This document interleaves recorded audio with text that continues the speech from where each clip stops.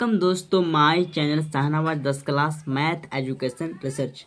आज हम कक्षा 10वीं का प्रश्नावली 3.3 के बारे में चर्चा करेंगे। ओके दोस्तों, तो चर्चा करने से पहले एक मैं रिक्वेस्ट है आपसे कि अभी तक आपने हमारे चैनल को सब्सक्राइब नहीं किया तो प्लीज़ सब्सक्राइब कीजिए, लाइक कीजिए, अपने दोस्तों के साथ शेयर भी कीजिए।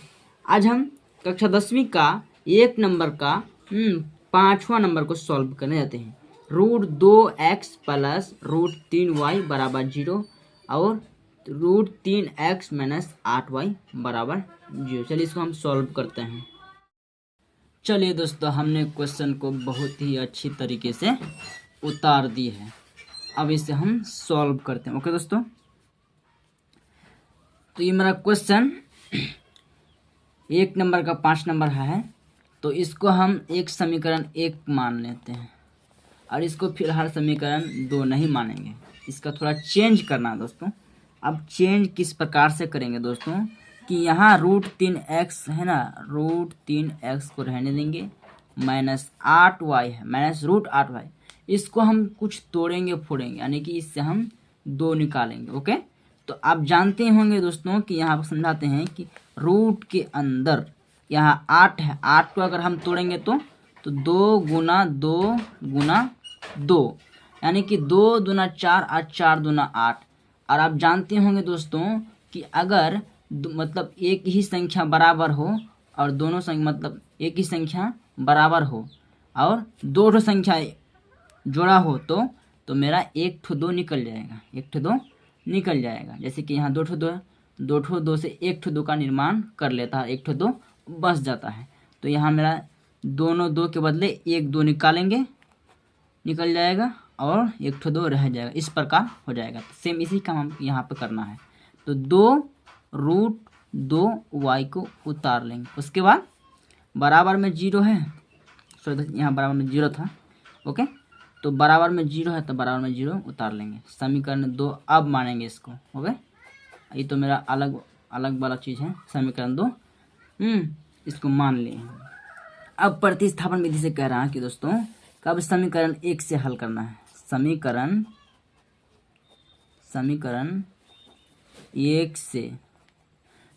1 से हल करना है।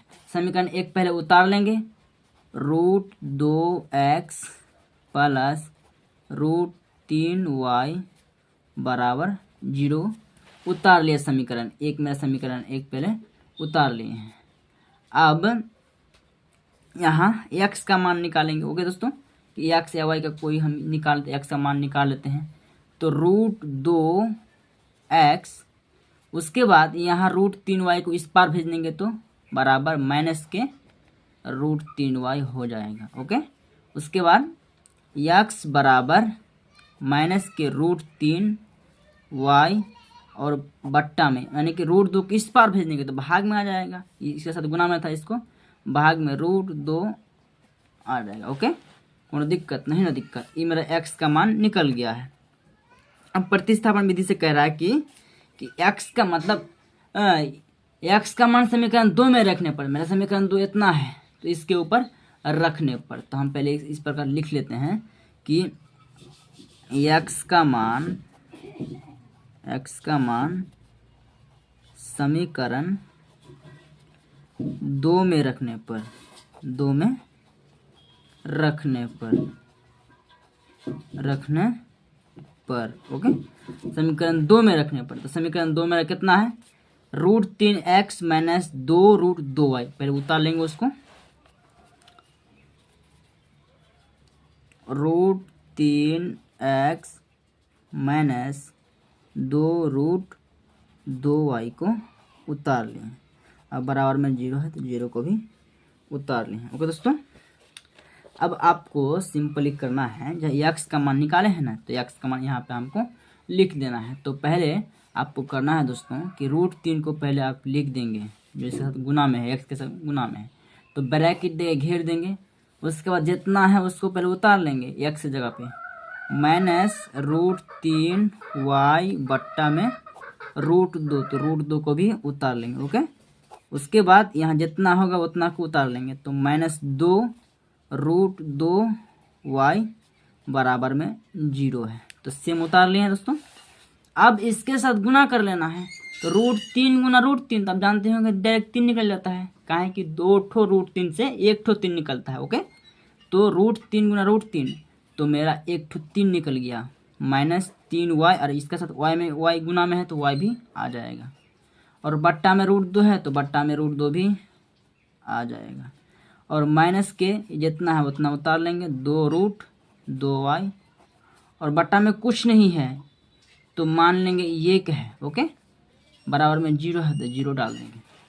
अब इसका एलसीएम कर लेंगे दोस्तों, कि अगर एलसीएम करेंगे तो मेरा गुना कर लेंगे इसके साथ, √2 गुना √2, तो √2 इसका एलसीएम आ गया। ओके, उसके बाद कोना कोनी गुना कर लेंगे, -√3y गुना 1 -√3y, वही बात, और बीच वाला माइनस रहेगा।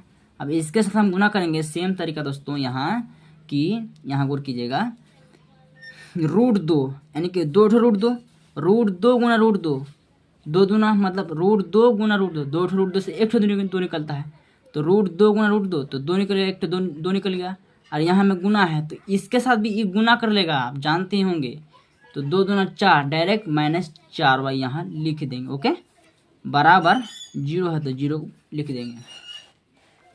अब 0 के नीचे में कुछ भी नहीं है तो बट्टा में 1 मान लेंगे।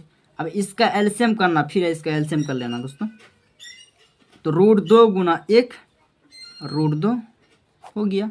उसके बाद इसके साथ भी गुना कर लेना है, जैसे कि √3y मैंने चढ़े, ये गुना कर लेंगे तो सेम उतर जाएगा, √3y और -4y। उसके बाद बराबर में 0 और बट्टा में 1 है, मान लीजिए बट्टा में ये क्या है। अब आपको करना है दोस्तों कि हम इसको फिर से एक बार कोना कोनी गुना कर लेंगे, यहाँ एलसीएम नहीं करना है, इसमें सिर्फ और सिर्फ गुना कर लेंगे कोना कोनी।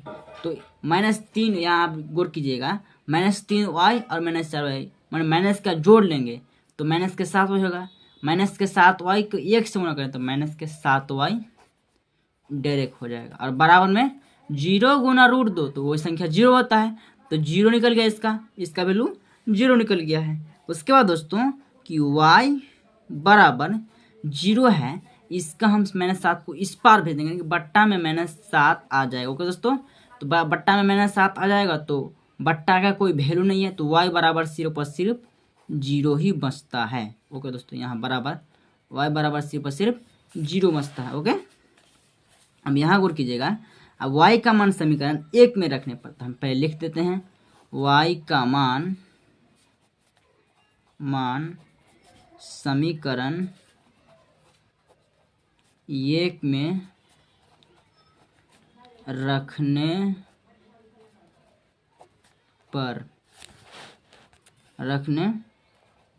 पर तो समीकरण 1 कहाँ, उससे हम खोजते हैं। हाँ तो दोस्तों, यह मेरा समीकरण 1, तो √2x प्लस √3y, इस समीकरण के ऊपर हम रख देंगे y का वैल्यू। चलिए हम y का वैल्यू रखते हैं इस समीकरण के ऊपर।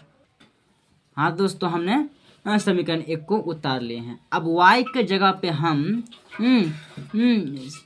0 डाल देंगे, यानी कि y का वैल्यू y का जगह हम डाल देंगे, मतलब समीकरण 1 में रख देंगे। ओके, तो सबसे पहले हमको इसको सबसे पहले उतार लेना है, √2x प्लस √3 गुना y का वैल्यू कितना है, 0 है। ओके, तो 0 बैठा देंगे, बराबर में 0। उसके बाद √2x प्लस √3 गुना 0, तो 0 होता है, और बराबर में 0।